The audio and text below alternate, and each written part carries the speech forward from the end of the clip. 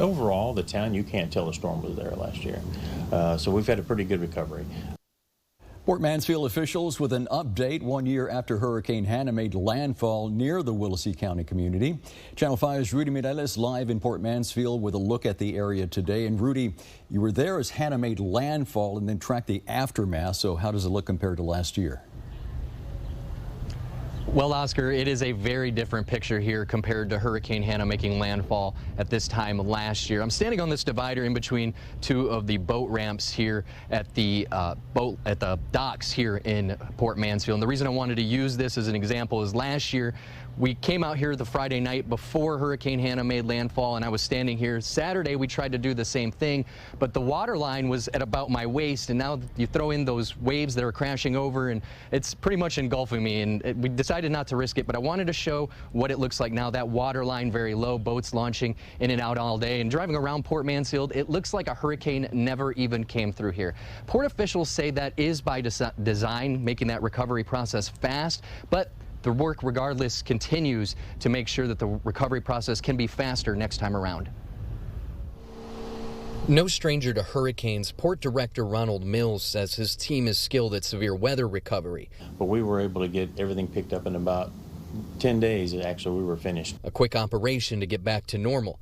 But dealing with storms as they happen is a separate challenge. Even just heavy rains bringing life to a halt. We've had a lot of rain issues this year. We had 14 inches last week, or 2 weeks ago, I guess. But with that, we actually had a little bit of minor flooding, but nothing got into anybody's houses. So we've made a pretty much full, complete recovery.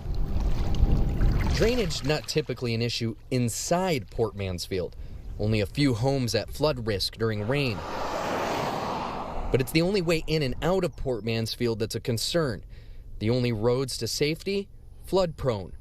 Mills says TxDOT is currently here looking to fix that issue. The storm we had a couple of weeks ago did cause us some serious problems because the drainage just didn't move, the storm drainage. So we're hoping that the state will fix the problem. As state and local officials work to make recovery a little easier next time around, residents are taking advantage of clear skies to improve their homes and more. Siding, roofing, fences from homes, even down power lines blocking the streets of Port Mansfield last year. Right there, a giant tree unearthed by the winds causing damage to some of the surrounding homes.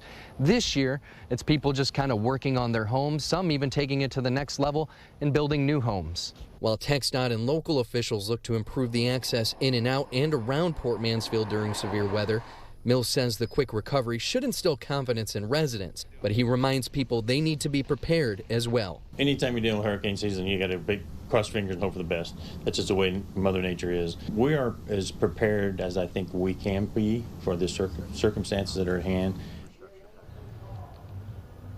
In addition to TxDOT looking at those roads, Mills says Port Mansfield, the navigation district, is looking at making a few other repairs. Not many, but they are looking at making those repairs, and they think between the fixes from TxDOT on those main thoroughfares to get out of Port Mansfield and those fixes here in the community, they think they can help recover a little bit quicker and help protect not just homes but businesses as well. Live in Port Mansfield, Rudy Mireles, Channel 5 News at 6.